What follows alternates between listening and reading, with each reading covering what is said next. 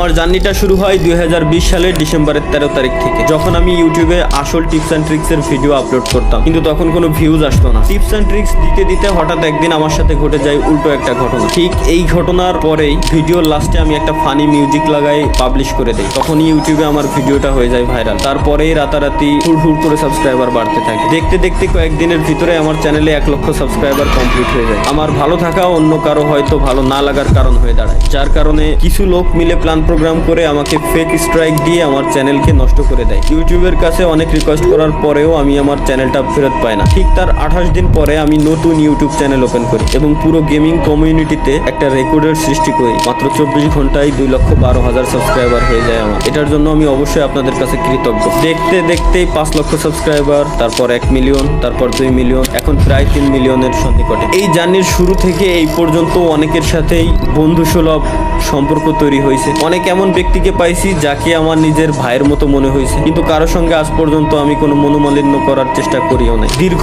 এই 6টা বছর আমাকে জিরো থেকে হিরো হইতে সাহায্য করছে। শুনতে খারাপ লাগলেও এটাই সত্য। এক সময় পকেটে আমার 20 টাকাও ছিল না, এবং এমন একটা সময় আসছিল যখন আমি 20 লক্ষ টাকাও প্রত্যেক মাসে ইনকাম করি। তো গাইস, এই হচ্ছে আমার 2020 সাল থেকে 2025 সালের ডিসেম্বর পর্যন্ত ফ্রি ফায়ারের জার্নি। ফ্রি ফায়ার শুধুমাত্র আমাকে একটা গেম আইডি দেয় নাই, আমাকে দিয়েছে একটা পরিচিতি। আমিও ফ্রি ফায়ারকে দিয়েছি একটা পরিচিতি। আমি ফ্রি ফায়ারকে সময় দিয়েছি, ফ্রি ফায়ার সেটার অবশ্যই আমাকে একটা মূল্য দিয়েছে। বাট আমি স্বেচ্ছায় সজ্ঞানে একটা কথা বলতে চাই আপনাদেরকে, যদিও বা এটা বলতে আমার নিজের কাছেই অনেক কষ্ট হচ্ছে। আজকে থেকে এই চ্যানেলে আমি আর কোনো ফ্রি ফায়ারের ভিডিও আপলোড করব না। আজকে থেকে আমি ফ্রি ফায়ারকে বিদায় জানাচ্ছি। আর কোনো ফ্রি ফায়ারের ভিডিও আপাতত আমার থেকে পাবেন না। এটার 2টা কারণ আছে, আমি 2টা কারণে এটা করতেছি। নাম্বার 1, যেটা সবাই জানেন বাট তুলে ধরার মতো কেউ নেই এখন ফ্রি ফায়ার গেমিং কমিউনিটি। যদিও বা আমি এখন বর্তমানে ফ্রি ফায়ারের কোনো ক্রিয়েটর না, আমি অ্যাজ এ ইন্ডিভিজুয়াল গেমার হিসেবে বলতেছি, গেমের ভিতরে প্রচুর পরিমাণে হ্যাকার, যেটা আপনারা শুনতে শুনতে বিরক্ত, এবং আমি নিজেও বিরক্ত। আপনারা সাধারণ একটা জিনিস শুধুমাত্র ভাবেন, ভাই এই গেমটা আসছে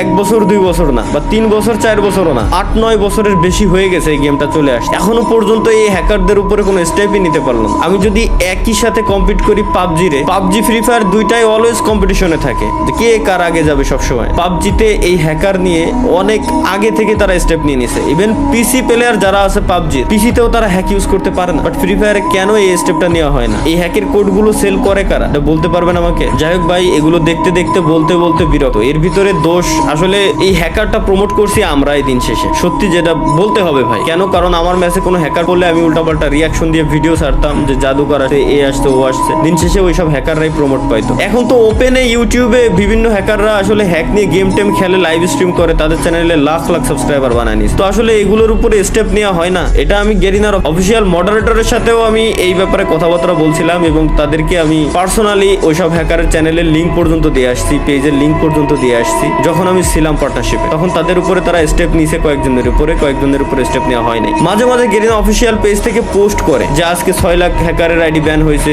কালকে 5 লাখ হ্যাকারের আইডি ব্যান হয়েছে। বাট কই ভাই, এখনো পর্যন্ত পার্মানেন্ট কোনো সলিউশন তো দেখলাম না। আইডি ব্যান তো পার্মানেন্ট ডিরেক্ট কোনো সলিউশন না। গেম খেলা অবস্থায়, গেমে থাকা অবস্থায় আপনি ডিরেক্ট ব্যানের কোনো স্টেপ কেন নেন না? আপনারা কেন করতে পারেন না? এত বছর হয়ে গেল এই গেমটারে কি কাস্টমাইজ করতে পারেন না? গেমে কি শুধুমাত্র নতুন স্কিন, গান স্কিন, এটাই কি? এভাবে কি গেম চলবে? কোনোদিনও চলবে না। তো যাই হোক, পয়েন্ট নাম্বার 2, যেটা হচ্ছে মোস্ট ইম্পর্টেন্ট, সেটা হচ্ছে আমি আমার নেক্সট জেনারেশনের কথা চিন্তা করি। অলরেডি জেনজির পর আরো একটা জেনারেশন চলে আসছে অলরেডি। আপনি মানেন আর না মানেন, জানেন আর না জানেন, অলরেডি নতুন আরো একটা জেনারেশন আছে, যে জেনারেশন বর্তমানে ফ্রি ফায়ার প্রচুর পরিমাণে খেলতেছে। খেলুক, এতে আমার কোনো দুঃখ নাই, কোনো কষ্ট নাই। বাট একটা জিনিস আপনারা শুধু একটু ভাবেন, পয়েন্টগুলো জাস্ট নোটিস করেন।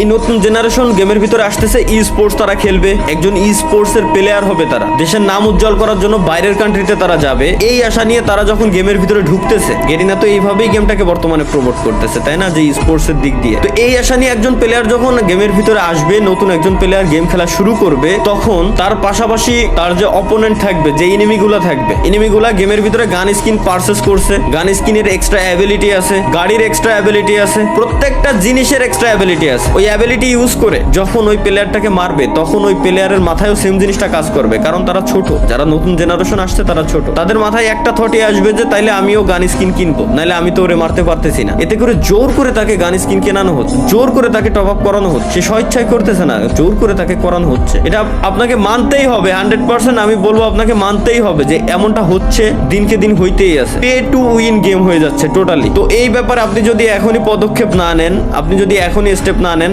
আপনার ভবিষ্যৎ প্রজন্ম টোটালি শেষ, টোটালি ধ্বংস হয়ে যাবে। এবং আমি আরো একটা কথা বলে দিই, আমি জানি আমার এই কথাগুলো বলার পর, এই ভিডিওটা পাবলিশ করার পর গেরিনা হয়তো অন্য কোনো ক্রিয়েটর বা আদার্স যত ক্রিয়েটর আছে তাদেরকে সবাইকে এক জায়গায় করে কোনো ইভেন্টের আয়োজন করে আবার হাইপ ক্রিয়েট করে দিবে। আমার এই কথাগুলো তারা মাথা থেকে জেনে ফেলবে টোটালি। বাট আমি, আপনারা যারা অডিয়েন্স আছেন, আমি আপনাদেরকে বলবো যে এই ব্যাপারে আপনাদের স্টেপ নেওয়া উচিত। যারা সিনিয়র আছেন তাদের এই ব্যাপারে স্টেপ নেওয়া উচিত, না হলে ভবিষ্যৎ প্রজন্ম টোটালি ধ্বংসের মুখে চলে যাচ্ছে এবং ধ্বংস হয়ে যাবে। জোর করে একজনকে দিয়ে টপ আপ করানো হচ্ছে, সে টপ আপ করতেছে, তারপরেই না সেই গেমে জিততে পারতেছে। বুঝতে পারতেছেন? এখনো বুঝেন নাই? আমি আরো একটু ক্লিয়ার করে দেই। একটা ই স্পোর্টস এর প্লেয়ার হওয়ার জন্য মিনিমাম তাকে 3 থেকে 4 মাস মিনিমাম তাকে গেম খেলতে হবে। কিছু না হলেও 3 থেকে 4 মাস তো খেলাই লাগবে তার গেম। তো 3 থেকে 4 মাস সে যখন র্যাঙ্ক ম্যাচ খেলবে, তাকে যখন সার্ভাইভ করতে হবে, মাস্ট বি র্যাঙ্কের ভিতরে তার যাওয়ার জন্য গান স্কিন নেওয়াই লাগবে, গানের এক্সট্রা অ্যাবিলিটি তার নেওয়াই লাগবে, মাস্ট নেওয়াই লাগবে। এছাড়া সে গেমে কোনোদিনও উইন হয়ে আসতে পারবে না। তারপরেই তাকে স্পোর্টস এর উপরে যাইতে হবে, স্পোর্টস এর উপরে ফোকাস দিতে হবে। আমি মানলাম টুর্নামেন্ট খেলার জন্য কোনো গান স্কিন লাগে না, টুর্নামেন্টে গান স্কিনের কোনো অ্যাবিলিটি নেই, এটা আমি মানতেছি। কিন্তু ওই পর্যন্ত যাওয়ার জন্য একটা প্লেয়ারের যে 3 থেকে 3 বছর পর্যন্ত সার্ভাইভ করা লাগে, ওই 3 থেকে 3 বছর পর্যন্ত আপনাকে কত টাকা খরচ করতে হচ্ছে, এটা কি আপনার মাথায় আসতেছে? এটা কি আপনি বুঝতে পারতেছেন? তো আমার মতে এটা বন্ধ করা উচিত। বাংলাদেশ সার্ভার ব্যতীতও আরো অনেকগুলো সার্ভার আছে গেরিনা ফ্রি ফায়ারের ভিতরে, ওইসব সার্ভারে গানের কোনো অ্যাবিলিটি নাই, এক্সট্রা কোনো অ্যাবিলিটি নাই। গানের স্কিন আছে বাট এক্সট্রা কোনো অ্যাবিলিটি নাই। যার মন চায়, যার ভালো লাগবে সে গান স্কিন নেবে, যার মন চায়, যার ভালো লাগবে সে গাড়ির স্কিন নেবে, কারের স্কিন নেবে, বাইকের স্কিন নেবে, কোনো সমস্যা নেই। কিন্তু একজনকে দিয়ে জোর করে কিনায় পে টু উইন বানানোর কোনো মানে হয় না বলে আমি মনে করি। তো দিন শেষে আমাদের সকলেরই আসলে এই ব্যাপারে স্টেপ নেওয়া উচিত, না হলে ভবিষ্যৎ যে প্রজন্ম আসতেছে ওরা ধ্বংসের মুখে ধ্বংস হয়ে যাবে বলে আমি মনে করি। এটা ছিল হচ্ছে আমার দ্বিতীয় পয়েন্ট। আশা করি আপনারা যথেষ্ট বুদ্ধিমান, যথেষ্ট পরিমাণে ভালো বুঝেন, আপনাদেরকে এত বোঝানোর কিছু নেই, আপনারা বুঝে গেছেন যে আমি কি বলতে চাচ্ছি মূলত। এবং হ্যাকার ব্যান করার জন্য ভাই বেশি কিছু লাগে না। ফ্রি ফায়ার ব্যতীত যতগুলো মোবাইলের ব্যাটেল রয়্যাল গেম আছে, প্রত্যেকটা ব্যাটেল রয়্যাল গেমস ইমুলেটরে খেলা যায়। ওই প্রত্যেকটা ব্যাটেল রয়্যাল গেমস ইমুলেটরে খেলার সময় আপনি একবার জাস্ট হ্যাক ইউজ করে দেখেন না, আপনি গেমেই ঢুকতে পারবেন না। গেম খেলা তো দূরে থাক, আর গেমে যদি কোনোভাবে ঢুকেও যান, ইনস্ট্যান্ট ম্যাচের ভিতরে থাকা অবস্থায় আপনার আইডি ব্যান হয়ে যাবে ইমুলেটর সহকারে। তাহলে ফ্রি ফায়ার কেন পারতেছে না? এই হ্যাক গুলো কারা আনতেছে, কারা সেল করতেছে? এই হ্যাকের যে সোর্স কোড গুলো, এই সোর্স কোড গুলো আসতেছে কোথা থেকে? তো যাই হোক ভাই,